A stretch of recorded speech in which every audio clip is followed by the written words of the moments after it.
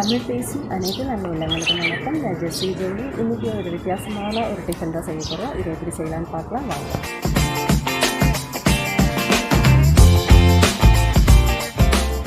ஒரு பேன் வச்சு நம்ம கொஞ்சம் ஆயில் ஊற்றிருக்கோம். அதில் கொஞ்சம் கடுகு நம்ம போட்டுக்கலாம். கடுகு பொரியுது, அதுக்குள்ளே கடலைப்பருப்பு ஒரு ஸ்பூன் போட்டுக்கலாம். உளுத்தம்பருப்பு ஒரு ஸ்பூன் போட்டுக்கலாம். ஒரு ஸ்பூன் சோம்பு நம்ம போட்டுக்கலாம். இல்லைன்னா ஜீரகம், சோம்பு இஷ்டம் இல்லைன்னா ஜீரகம் கூட நம்ம போட்டுக்கலாம். இது லைட்டாக வதக்கிக்கலாம். ஒரு வெங்காயம் நம்ம சின்னதாக கட் பண்ணி போட்டுக்கலாம். இப்போ நான் ஒரு 2 சின்ன உருளைக்கிழங்கு எடுத்திருக்கேன். இந்த உருளைக்கிழங்கை கட் பண்ணி தண்ணியில் போட்டு வச்சுருக்கேன். இப்போ இது நம்ம கிரேட் பண்ணிடுவோம். சுகர் இருக்கிறவங்க, இது பொட்டேட்டோ வேண்டாம்னு நினைக்கிறவங்க இதை நல்லா கிரேட் பண்ணி அது நல்லா புழிஞ்சு அதோட சாறை எடுத்துட்டு உருளைக்கிழங்கை மட்டும் நம்ம யூஸ் பண்ணிக்கலாம். அவங்களுக்கு எந்த பிரச்சனையும் வராது. இப்போ இது நான் தண்ணியில் போட்டு வச்சுக்கேன். இதை எடுத்து மிக்ஸி ஜாரில் போட்டு நம்ம நல்லா பச்சையாகவே அரைச்சிக்கலாம். இப்போ சில்லி ஃப்ளெக்ஸ் ஒரு ஸ்பூன் நம்ம போட்டுக்கலாம். போட்டு நல்லா வதக்கிக்கலாம். சின்னதாக நறுக்குன இஞ்சி நம்ம போட்டுக்கலாம். அப்படி இஞ்சி நறுக்குனது போட முடியலன்னா, போடுற இஷ்டம் இல்லைன்னா நீங்கள் உருளைக்கிழங்கு கூட அரைச்சிக்கலாம். இப்போ உருளைக்கிழங்கு நல்லா அரைச்சிட்டேன். அது நம்ம இதில் ஊற்றிடலாம். இதில் நான் ஒரு 1/4 கப்பு தண்ணி ஊற்றி அரைச்சிருக்கேன். இப்போ இதுக்கு மேலே நம்ம இன்னொரு 1/4 கப்பு தண்ணி ஊற்றி இந்த மிக்ஸி ஜாரில் ஊற்றி நம்ம இதில் ஊற்றிடலாம்.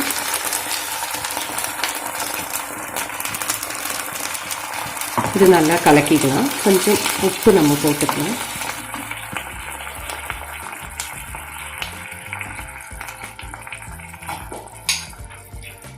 கொஞ்சம் உப்பு நம்ம இதில் போட்டுக்கலாம். இப்போ இதில் 1 கப்பு தண்ணி நான் தனியாக ஊற்றுறேன். இப்போ இது நல்லா கொதிக்கட்டும். இப்போ இதில் நான் 1 கப்பு ரவை போடுறேன்.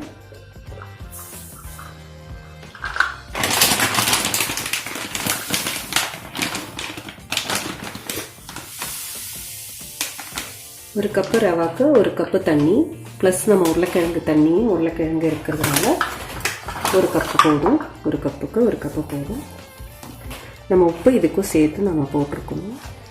இது நல்லா கிளறிக்கலாம். இப்போ இது நல்லா தண்ணி வத்திருச்சு. இப்போ நம்ம இதை ஆஃப் பண்ணிடலாம். இது நல்லா ஆறட்டும். ஒரு 5 நிமிஷம் இது ஆற விடலாம். ஒரு 2-3 பீஸ் இஞ்சி நம்ம போட்டுக்கலாம். 3 மிளகா, பச்சை மிளகா போட்டுக்கலாம். 2-3 சின்ன வெங்காயம் போட்டுக்கலாம். ஒரு 1/2 கப்பு நம்ம தேங்காய் கொத்து நம்ம போட்டுக்கலாம். 1/2 கப்பு தேங்காய் கொத்து போட்டுக்கலாம். 1/4 கப்பு நம்ம பொட்டுக்கடலை போட்டுக்கலாம். கருவேப்பிலை நம்ம போட்டுக்கலாம். தண்டோடையே போட்டுக்கலாம். இப்போ இது நம்ம நல்லா கொஞ்சம் தண்ணி ஊற்றி அரைச்சிக்கலாம். இப்போ நம்ம சட்னி அரைச்சிட்டோம். இதுக்கு தேவையான அளவுக்கு நம்ம உப்பு போட்டுக்கலாம். இப்போ இதில் புளிப்பு வேணுன்றவங்களுக்கு நம்ம ஒரு துண்டு புளி இதில் போட்டு கூட அரைச்சிக்கலாம். அப்படி இல்லைன்னா லெமன் ஜூஸ் ஊற்றி கூட நிறைய பேர் அரைப்பாங்க. எனக்கு அந்த புளி பிடிக்காது. அதனால் அந்த இஞ்சி, சின்ன வெங்காயம், கருவேப்பிலை, பச்சை மிளகு இதெல்லாம் போட்டு அரைச்சோன்னா ரொம்ப டேஸ்ட்டாக இருக்கும். இப்போ இதை நம்ம தாளிச்சிடலாம். கொஞ்சம் ஆயில் ஊற்றி நம்ம கொஞ்சம் கடுகு போட்டுக்கலாம்.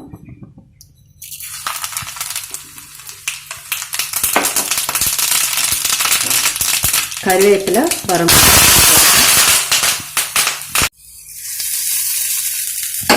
இப்போ இது நம்ம கொஞ்சம் ஆற இருக்கு. இப்போ இது நம்ம நல்லா பிணைஞ்சிக்கலாம். இப்போ இதில் நம்ம கொஞ்சம் மல்லி இலை சின்னதாக நறுக்கி நம்ம போட்டு நல்லா பிணைஞ்சிக்கலாம்.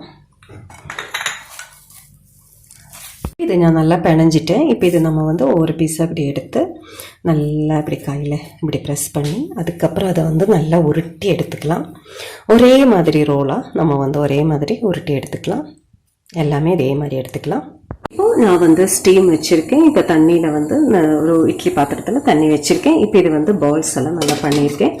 இப்போ இது நம்ம இதுக்கு மேலே வச்சுட்டா ஒரு ஸ்டீமை வர ஆரம்பிச்சதுக்கப்புறம் கரெக்டாக 10 நிமிஷம் இல்லைன்னா 12 நிமிஷம் நல்லா ஸ்டீம் ஏறட்டும். அப்போ இது பால்ஸ் எல்லாம் கொஞ்சம் சேஞ்ச் ஆகிடும். கலரு நல்லா வெந்த கலர் வந்துடும்.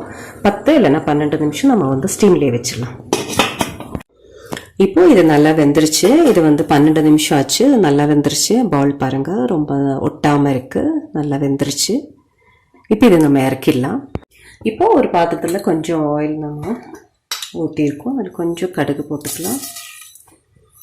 கொஞ்சம் கடுகு போட்டு நல்லா தாளிச்சிக்கலாம். கொஞ்சம் வரமிளகாய் போட்டுக்கலாம்.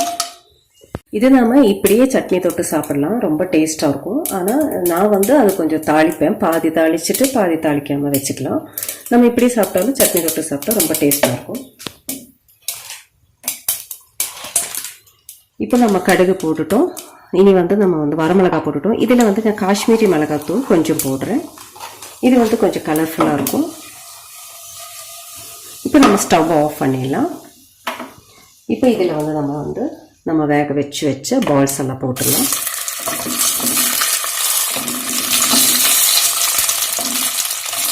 இப்போ இது வந்து நல்லா கொஞ்சம் நம்ம கலக்கிக்கலாம். நான் ஸ்டவ் ஆஃப் பண்ணிவிட்டேன். மிளகாத்தூள் ரொம்ப கருகிடும். இது வந்து காஷ்மீரி மிளகாத்தூள் தான். இது வந்து ரொம்ப டேஸ்ட்டாக இருக்கும், கலர்ஃபுல்லாக இருக்கும்.